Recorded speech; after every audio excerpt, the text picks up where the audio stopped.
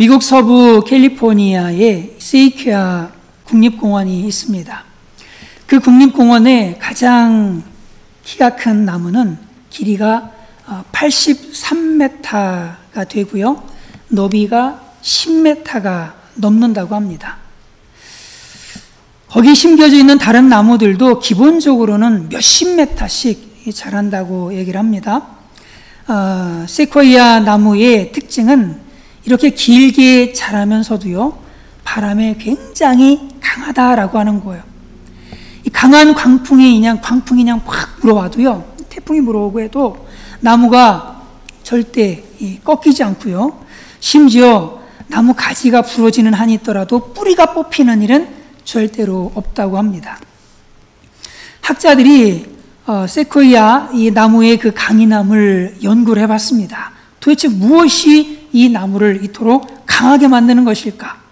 근데 그 비결이 뿌리에 있다라고 하는 것을 알아냈습니다. 세코이아 나무는 지금 그림에 보시는 것처럼 사람이 족이 있습니다. 빨간 색깔 보이시죠? 사람입니다. 이 나무가 어마어마하게 큰 거예요. 뿌리를 깊게 내릴 뿐만 아니라 서로 떨어져 있는 그 다른 나무와도 그 뿌리가 엉켜 있습니다. 그래서 100그루의 그 세코이아 나무가 있다면 그 나무들은 100그루 모두 다가 땅 속으로, 땅 밑으로 서로 연결되어 있다고 보면 됩니다. 그렇기 때문에 세코이아 나무는 수가 많으면 많을수록 오히려 더 잘 성장을 하고 태풍에도 견딜 수 있다는 겁니다. 만약에 이 세코이아 나무가 서로 뿌리가 연결되어 있지 않다면 길게 자라날 수도 없고 또 강풍을 이겨낼 수도 없을 것입니다.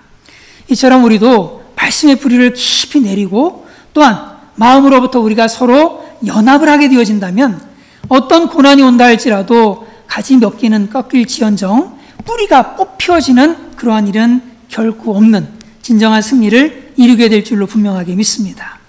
오늘 본문의 말씀은 귀 있는 자는 들으라 라고 하는 말씀으로 시작을 합니다. 같이 한번 읽어볼까요? 시작. 귀 있는 자는 들으라 하시니라. 자, 여러분 귀가 있으십니까? 귀가 있죠? 네, 귀가 있습니다. 세상에 귀가 없는 사람이 어디 있습니까? 그럼에도 불구하고 귀 있는 자는 들으라고 하신 것은 들을 귀가 있는 자는 들으라 라고 하는 얘기입니다. 그러니까 들을 귀가 없는 사람들은 못 듣겠지요. 들을 귀가 있는 사람들은 들으라 라고 하는 게 말씀이에요. 이는 하나님의 말씀은 귀를 기울여서 듣고자 하지 않으면 들을 수 없다라고 하는 말씀입니다. 그리고 건성이 아니라 정말 순종하는 마음으로 들을 귀를 가지고 듣게 된다면 하나님의 복을 받게 된다는 말씀이에요. 같이 읽습니다. 시작. 그러나 너희 눈은 봄으로 너희 귀는 들음으로 복이 있도다. 너희 귀는 뭐함으로 복이 있다고요? 들음으로 복이 있다라고 말씀하고 있는 거예요.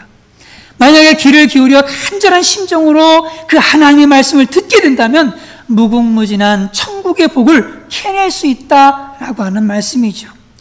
그 어느 정도의 복을 누리게 되는가 하면은 마태복음 13장에서 이렇게 말씀합니다. 다시 읽습니다. 시작. 무릇 있는 자는 받아 넉넉하게 되되 없는 자는 그 있는 것도 빼앗기리라. 무릇 있는 자는 받아서 넉넉하게 되는 거예요. 부족한 게 아니에요. 넉넉해요. 풍성합니다. 그런 풍성함의 은혜를 누리게 되어지는 거예요. 누가 그렇다는 겁니까? 귀를 기울여서 듣고자 하는 사람들, 한마디로 귀 있는 사람들은 받아 넉넉하게 되고 풍성하게 될 수 있다라는 거죠.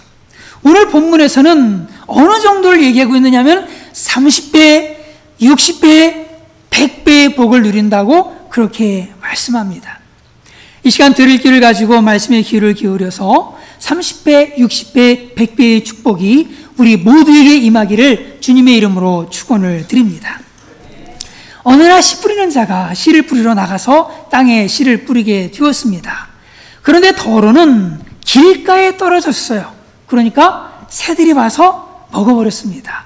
정말 새들은요, 정말 우리의 손을 늘 살피고 있는 것 같습니다. 제가 이번에 콩그레스 가서 잠깐 쉬는 시간이 있어가지고 벤치에 앉아서 뭐 좀 먹다가 떨어뜨렸는데 새가 와가지고는 그냥 덥석 물고 가는 거 있지요. 야, 근데 제 손만 쳐다보고 있는 것 같습니다. 새들은 먹잇감이 어디 있는지 늘 늘 그냥 쳐다보고 있는 거예요. 그런데 씨앗이 어디 떨어진 거예요? 길가에 떨어져 버렸네? 내 밥이구나 라고 해서 확 먹어버리는 겁니다. 더러는 흙이 얇은 돌밭에 떨어져서 돌발에 떨어지게 됐는데 이 흙이 깊지 않으니까 싹이 곧 나옵니다. 그래서 해가 돋은 후에, 그런데 해가 돋은 후에 뿌리가 깊지 않아서 결국은 말라서 죽어버리고 말았습니다. 더러는 가시떨기 위에 떨어졌습니다. 가시가 자라서 기운을 막아가지고 더 이상 성장을 하지 못합니다. 반면에 어떤 씨는 좋은 땅에 떨어졌는데 100배, 60배, 30배의 결실을 맺었습니다. 여기서 씨는 무엇을 얘기할까? 하나님의 말씀을 얘기하고 있는 겁니다. 예수는 왜 하나님의 말씀을 씨에 비유했을까? 씨는요 어때요? 작고요 보잘것이 없습니다.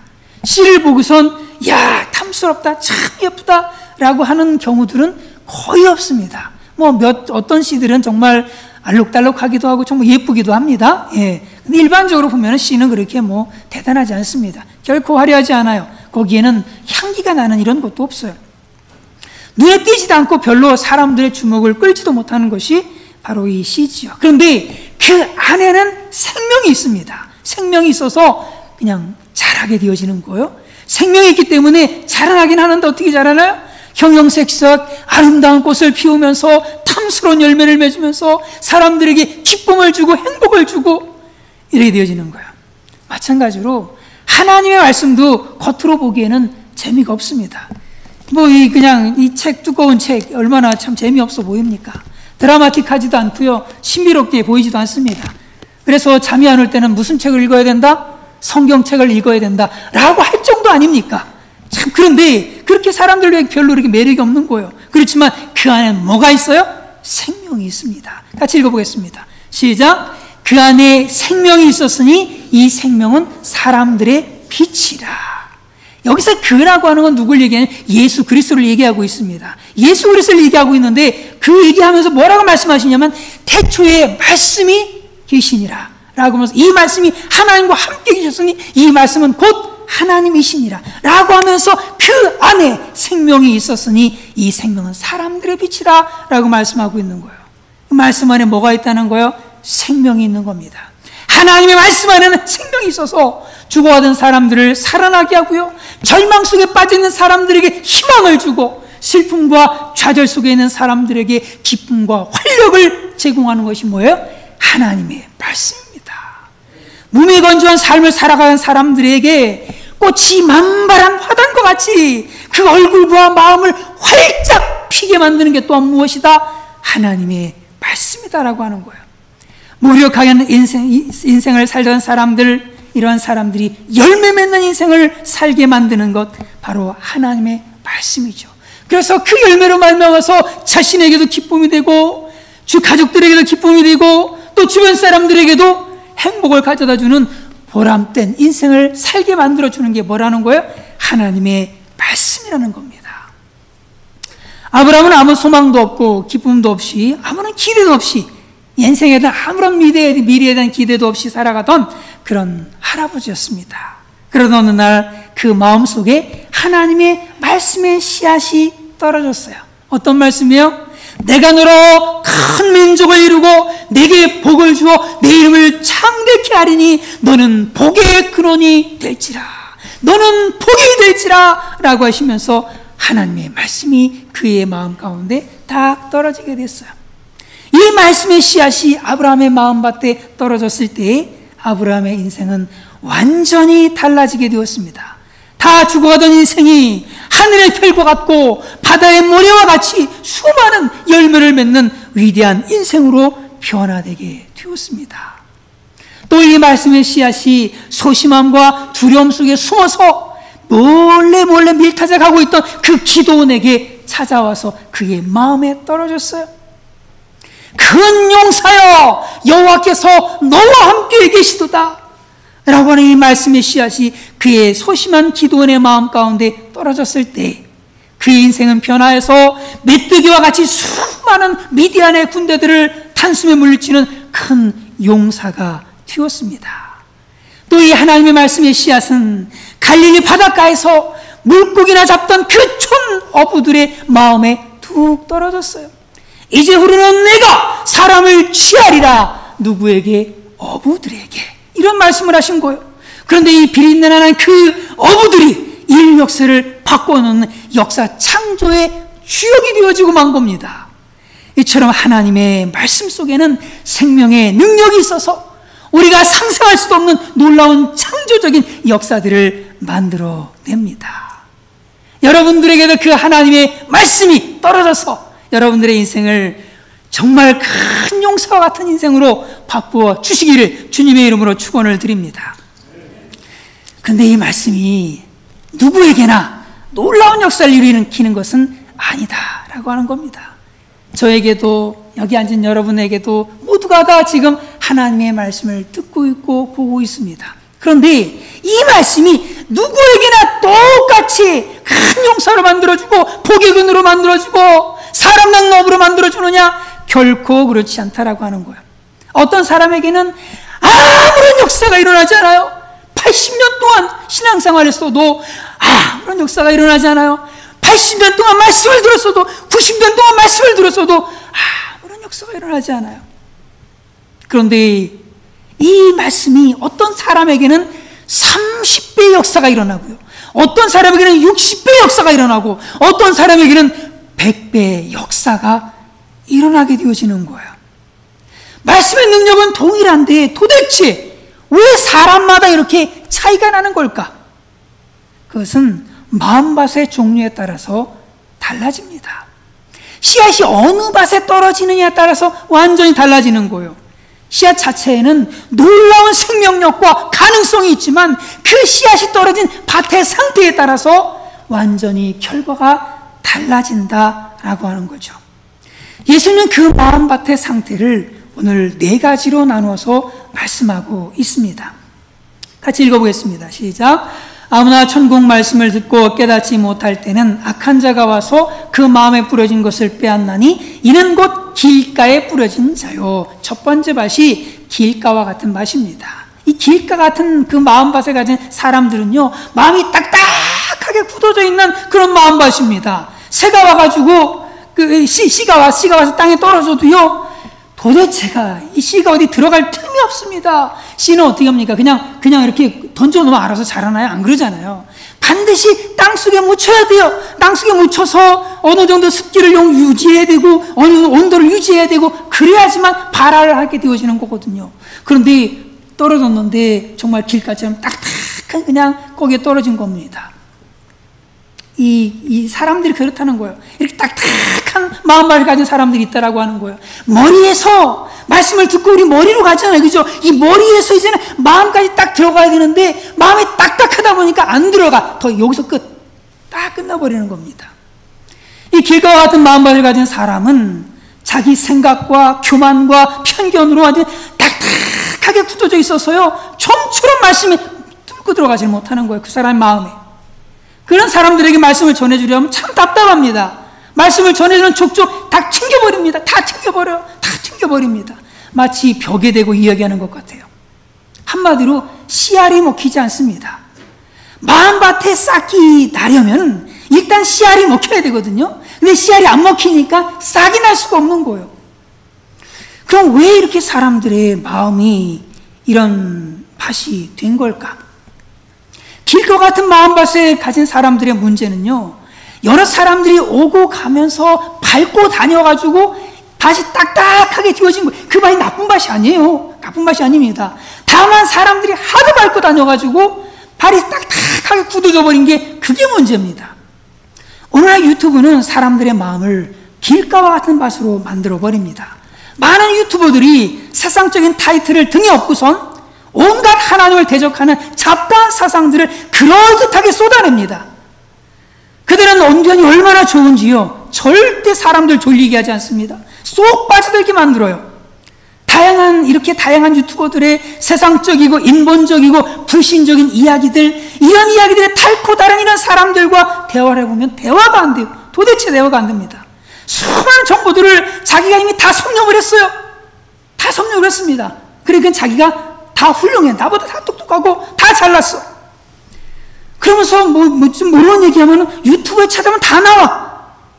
그러니까 겸손하게 배우려고 하지 않아요. 들으려고 하지 않아요. 순종하려고 하지 않습니다. 온갖 잡다한 사상에 닳고 닳아서 반질반질해진 거예요. 이런 마음밭에 아무리 씨앗이 떨어져도 들어가질 않아요. 결국 이런 사람들은 어떻게 됩니까? 같이 한번 읽어보겠습니다. 시작. 아무나 천국 말씀을 듣고 깨닫지 못할 때는 악한 자가 와서 마음에 뿌려진 것을 빼앗나니 이는 곧 길가에 뿌려진 자요. 악한 자가 와서 그 마음에 뿌려진 것을 빼앗나니, 사탄이 와서 그 마음에 뿌려진 것 다 뺏어가 버리는 겁니다. 그런 거 경험하시죠? 오늘 예배 잘 드렸는데 예배 드릴 때 뭔가 좀 마음에 남는 것 같기도 하고 뭔가 좀 있는 것 같기도 해. 그런데 딱 문을 열고 딱 차 타고 나가버리면 오늘 뭐 설교가 뭐였지? 뭐 해야 되는 것 같더라? 뭐였지? 다 잊어버려. 누가 채가버린 거야? 악한 자가 와서 다 가져가 버린 겁니다. 머리에 든 것은 많아서 신학 박사급인데 그 마음에 든 거는 하나도 없어. 삭막하고 딱딱하고 황폐한 아스팔트와 같은 길이 튀어버린 사람들이 참 오늘날 점점 많아지고 있는 안타까운 세대입니다. 이런 사람들을 우리는 어떻게 도와야 될까? 성경은 이렇게 말씀합니다. 같이 읽어보겠습니다. 시작. 또 새 영을 너희 속에 두고 새 마음을 너에게 주되 너희 육신에서 굳은 마음을 제거하고 부드러운 마음을 줄 것이며, 굳은 마음을 제거하고 부드러운 마음을 줄 것이며, 하나님께서 위로부터 새 영, 즉 뉴 스피릿을 주시기를 위해서 기도해야 됩니다. 그 딱딱한 마음, 이거 인간적인 말로 되지 않아요. 뭐 물질을 퍼분다 해서 되는 것도 아닙니다. 그것을 갈아 풀 수 있는 방법은 하나님의 새 영이 역사해야 되는 거예요. 성령께서 역사하셔서 그 굳은 마음을 취하고 부드러운 마음을 주시기를 위해서 기도해야 됩니다. 그러므로 먼저는 저와 여러분이 길가처럼 딱딱한 마음이 되지 않도록 늘 주의하고 조심하면서, 또한 길가와 같은 마음을 가진 사람들, 마음이 맨질맨질한 이 사람들 가슴에 품고 열심히 하나님의 성령께서 역사해 주시기를 위해서 중보기도 해야 할 줄로 분명하게 믿습니다. 이때 길가와 같이 딱딱한 마음이 부드러운 마음이 되어져서 말씀의 씨가 깊이 내리고, 그래서 30배, 60배, 100배의 풍성한 결실을 맺는 정말 축복된 인생을 살아가게 될 것입니다. 저와 여러분들이 이 사역에 귀하게 쓰임받기를 간절히 바랍니다. 두 번째는 돌밭과 같은 마음밭인데 같이 읽어보겠습니다. 시작. 돌밭에 뿌려졌다는 것은 말씀을 듣고 즉시 기쁨으로 받되 라고 하죠. 돌밭입니다. 흙 속에 돌이 들어있어요. 그러면 이 돌이 열을 받잖아요. 그죠? 열을 받습니다. 그러면은 씨가 빨리 발화를 합니다. 씨가 빨리 발화를 해요. 여러분 그런 거 많이 보시잖아요. 땅에 심기 전에 미리 발화시켜가지고 땅에 심고 이렇게 하는 거 보시잖아요. 그죠? 밑에 이게 따뜻하게 해주면은 이 돌이 있어서 사실 이 열을 직접 받거든요. 그러면 빨리 발화가 돼요. 문제는 이제 시간이 지나면서 이제는 발화할 때는 좋은데 그 다음엔 뿌리가 내려가야 되거든. 뿌리가 내려가야 되는데 뭐가 막혀버린 거예요? 돌이 딱 막혀버린 겁니다. 이때 갈등이 일어나는 거예요. 내 생각과 내 야심과 내 욕망의 돌들을 깨고 말씀의 뿌리를 내릴 것인가? 아니면 끝까지 그냥 내 생각과 욕심을 앞세우며 살아갈 것인가? 이 둘 사이에 늘 끊임없는 전쟁을 하게 되어집니다. 그러나 많은 사람들이 끝내 이 욕심과 야심의 돌을 참 꺼내지 않으려고 해요. 뽑아내지 않으려고 합니다. 말씀보다는 자기 인생이 더 중요하고, 하나님보다는 자기 미래가 더 중요하고, 주님 주신 비전보다는 자기 꿈이 더 소중하기 때문에 괜히 그 말씀 때문에 고생할 필요가 없다고 그 속에 있는 자기 생각의 돌들을 깨려고 하지 않아요. 꺼내려고 하지 않습니다. 그냥 그대로 두려고 하는 거예요. 평상시엔 괜찮습니다. 그래도 평상시엔 별 문제가 없어요. 그래도 그런 거 가지고 있어도 그래도 신앙생활 잘 할 수 있어요. 근데 문제가 이때입니다. 같이 읽어보겠습니다. 시작. 그 속에 뿌리가 없어 잠시 견디다가 말씀으로 말미암아 환난이나 박해가 일어날 때에는 곧 넘어지는 자요 라고 말씀하고 있어요. 무엇으로 말미암아서 그래요? 말씀으로 말미암아서입니다. 말씀 때문이에요. 예수님 때문이에요. 예수님 때문에 어떤 환난이나 박해가 일어날 때 그때가 되어지면은 곧 넘어지는 자요. 오래 시간도 안 끌어요. 곧 넘어져 버립니다. 곧 넘어져 버려요. 환난이나 박해가 일어나게 되어지면은 비로소 자기 속에 있는 이 에고의 돌들과 말씀이 딱 부딪히게 됩니다. 한마디로 말씀대로 살다가 고생할 것인가? 아니면 물질과 성공과 안전을 위해서 복음을 버릴 것인가? 여기에 부딪히는 거예요.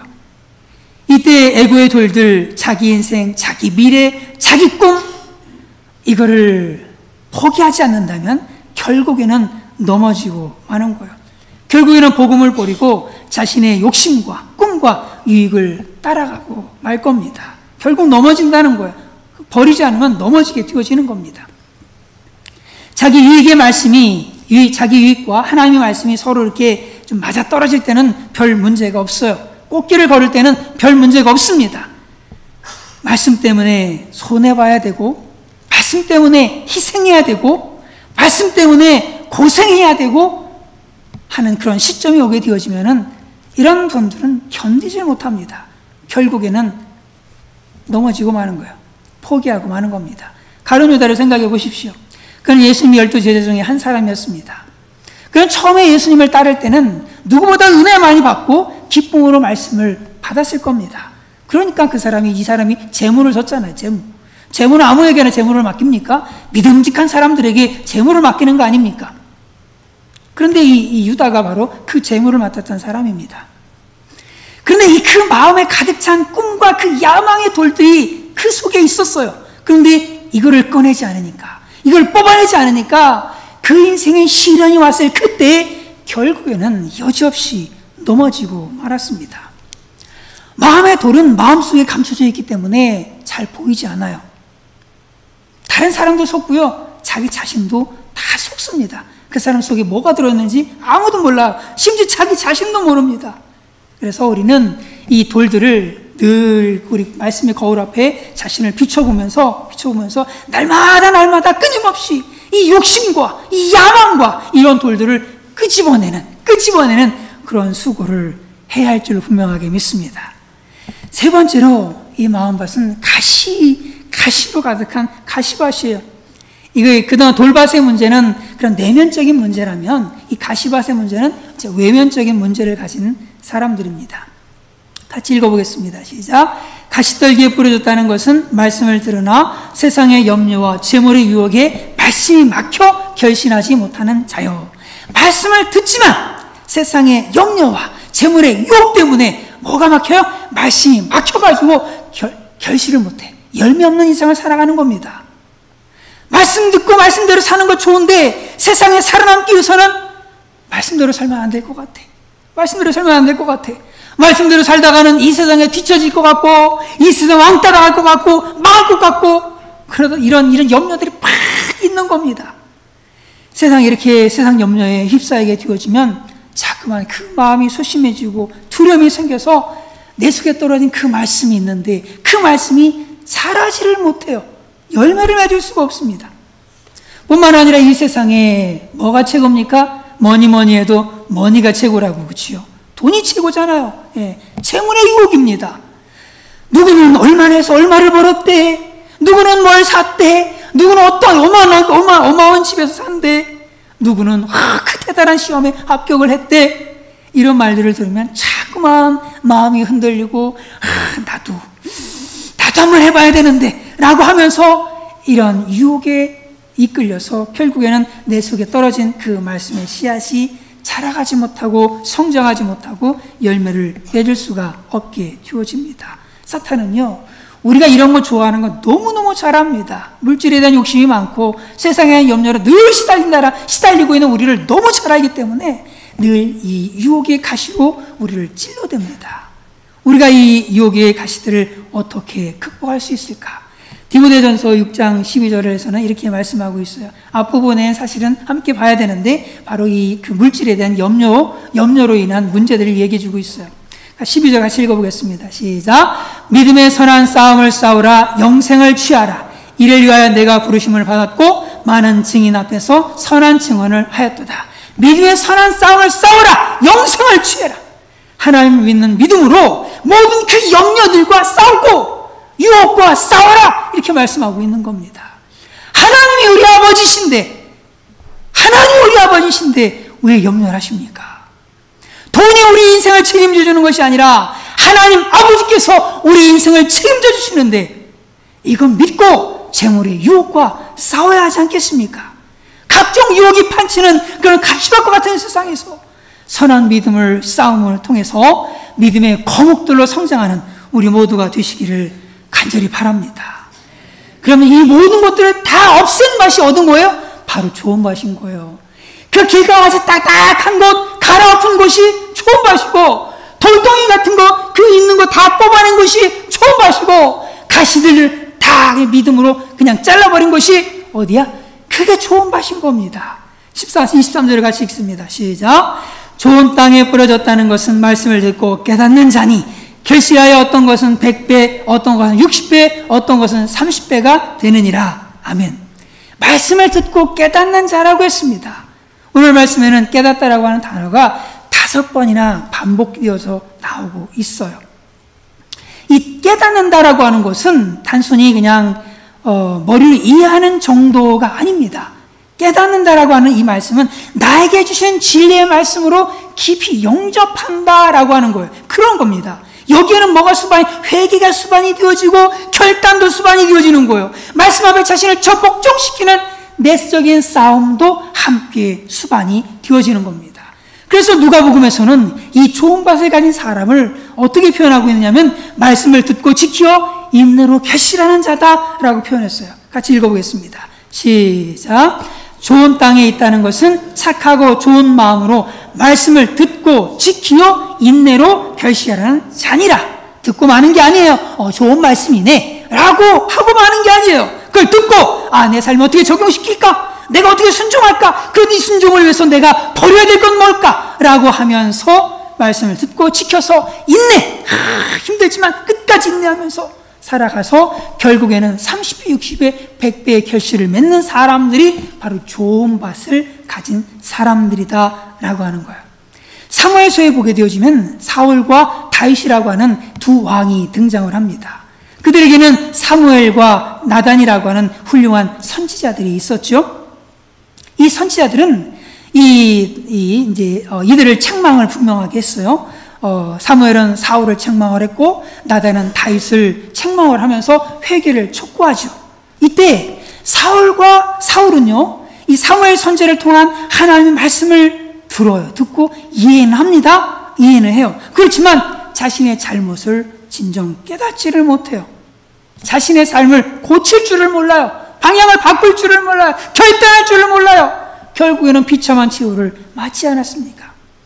다윗은 나단 선지자가 감히 선지자 주제에 그 큰 왕에게 말이에요, 이렇게 직언을 하는 거거든요.